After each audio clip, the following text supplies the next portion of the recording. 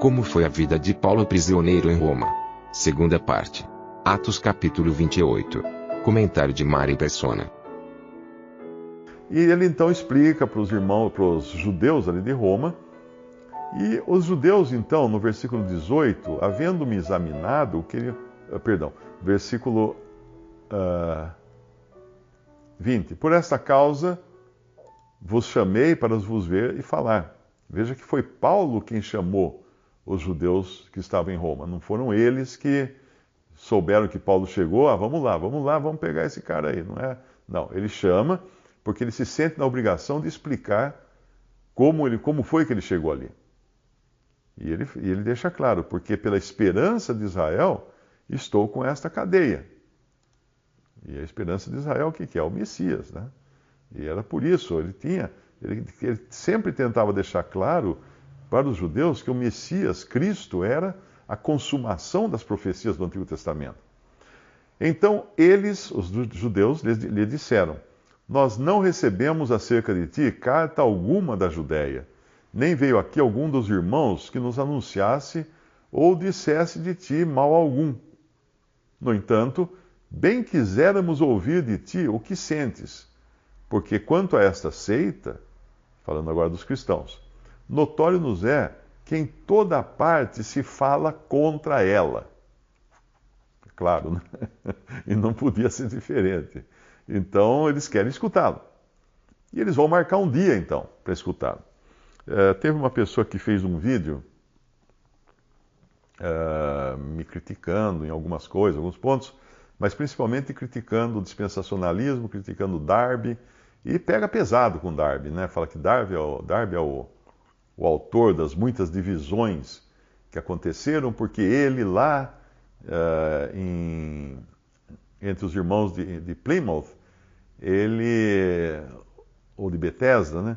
Ele não quis acordo, ele logo dividiu, porque lá tinha um Newton, que era um ex-pastor, e ele logo dividiu porque esse ex-pastor, quem era esse Newton? Esse Newton estava pregando que Cristo poderia pecar, e que Cristo morreria de velho se ele não fosse morto na cruz.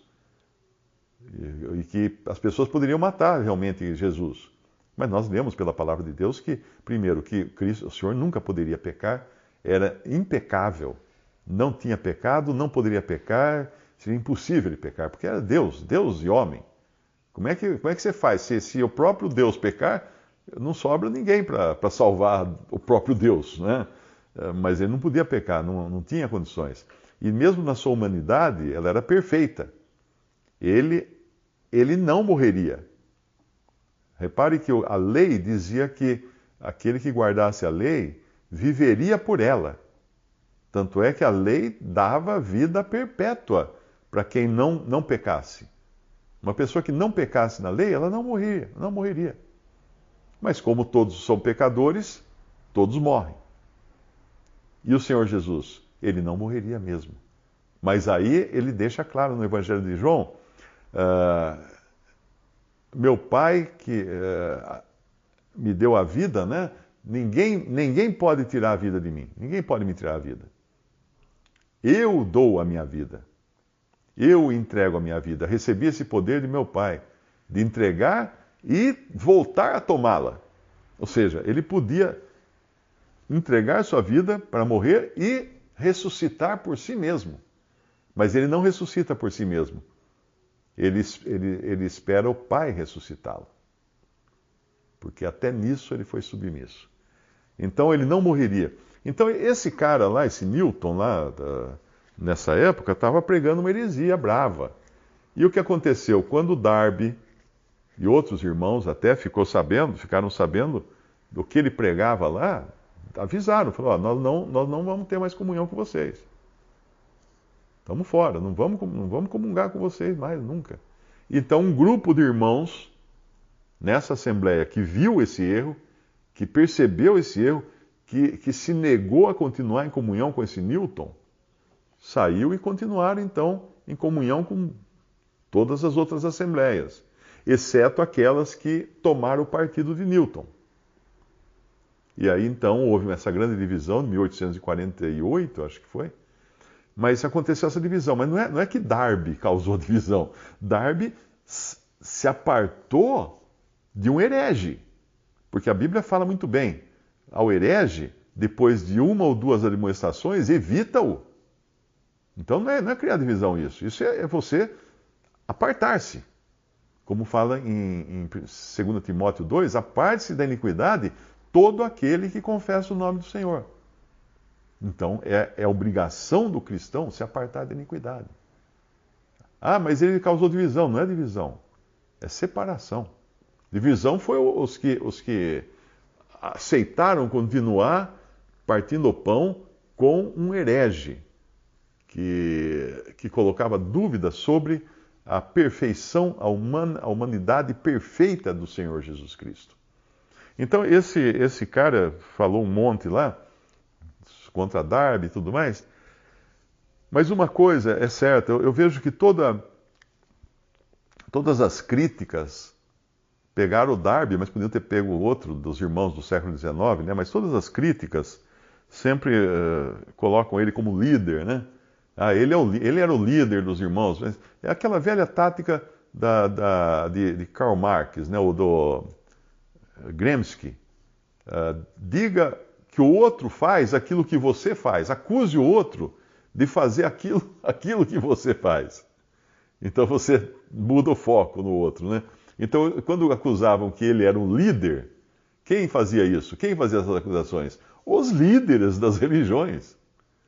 Então, o problema deles com o Darby não era por causa do arrebatamento, ou dispensacionalismo, não era nada disso. Era um problema de receita. Porque no momento que o Darby e os outros irmãos começaram a ensinar que não tem um clero na igreja, os clérigos já fizeram as contas e pensaram, vai cair a nossa arrecadação aí com esse negócio, essa história de não ter clérigo. Mas se a gente falar mal disso, vai ficar muito evidente. Então vamos falar mal do dispensacionalismo, vamos falar que Darby era maçom. Falavam que o Darby era maçom só porque num dos exemplos que ele dava, para explicar o que era o corpo de Cristo, ele usou o exemplo da maçonaria, que é uma corporação. É um corpo só de pessoas com as mesmas intenções, mas ele usou exemplo. É que nem ele podia ter usado o exemplo de uma colmeia. E aí eles iam acusá-lo de que ele era uma abelha. Seria mais ou menos assim. Ele usou o exemplo da maçonaria para mostrar uma corporação unida, com os mesmos propósitos e tudo mais. Mas usar o exemplo não significa que ele fazia parte da maçonaria, porque ele era contrário, totalmente, né? A sua própria doutrina já deixa claro que não tinha nada a ver. E ele também não era abelha. Mas, então eles pegam esses pontos outros, tipo assim, eles falam, não, Darby aprendeu a dispensação, aprendeu o arrebatamento com uma jovem chamada Margaret, não sei o quê, que era possessa de demônios. Aí você vê as datas dos ensinos, né, dos escritos. Essa Margarete possessa realmente existiu e falava essas coisas. Mas é depois que os irmãos já professavam a doutrina do arrebatamento. Ou seja, Satanás botou lá uma agente sua para conturbar o meio de campo. Mas mesmo assim, uma vez perguntaram para o Darby se ele que tinha chegado à conclusão do arrebatamento, ele falou que não. Ele tinha aprendido essa doutrina de um outro irmão, de um irmão mais velho que ele. E quando você pesquisa, você descobre que no século XVII, ou XVI ou XVII, já tinha um padre católico que escrevia sobre o arrebatamento, que falava do arrebatamento nos seus textos. Então, todas essas perseguições, essas coisas, sempre tem a sua raiz no clericalismo. Porque o clericalismo é nojento. São homens querendo usurpar os direitos que tinham os sacerdotes do Antigo Testamento para se colocar como sacerdotes de cristãos, como intermediários entre os cristãos e Deus. E não existe isso. Não existe, porque todo cristão é um sacerdote agora. O sacerdócio santo. O véu foi rasgado, cada cristão tem acesso direto à presença de Deus, graças ao véu rasgado. Não tem mais, não precisamos de intermediários. tem um mediador só, que é Jesus Cristo, homem. Há um só mediador, há um só Deus e um só mediador entre Deus e os homens, Jesus Cristo, homem. Então, voltando aqui a Paulo, ele tem que explicar tudo isso para os judeus lá de Roma, e eles comentam que realmente essa seita, né, perigosíssima dos cristãos, em toda parte se fala contra ela. Então é claro que sempre que você escuta alguém falar mal da verdade, pode ter certeza de que o diabo está por trás disso. Até mesmo entre irmãos, entre cristãos, quando um cristão começa a acusar outro cristão, né, com a sua honra ou qualquer coisa assim, lembre-se daquela passagem. Quando Satanás é expulso, em Apocalipse, fala assim: foi expulso aquele que de dia e de noite acusava os vossos irmãos. Porque Satanás está fazendo. Agora mesmo, eu sei onde ele está. Ele está na presença do Senhor, me acusando, e acusando cada um de vocês aí. Olha lá o que o Mário fez, está vendo? Olha lá o que o Berto fez, olha lá, está vendo? Aquele outro lá, ele fez isso. É isso que Satanás faz. Ele tem um trabalhão, ele trabalha que é uma coisa, né? Mas acusando os irmãos. Então não caberia aos crentes fazer esse trabalho, porque Satanás já faz esse trabalho muito bem feito. Então não há necessidade de a gente precisar se envolver com isso, né?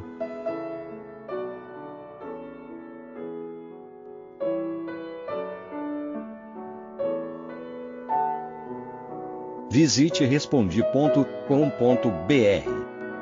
Visite também 3minutos.net.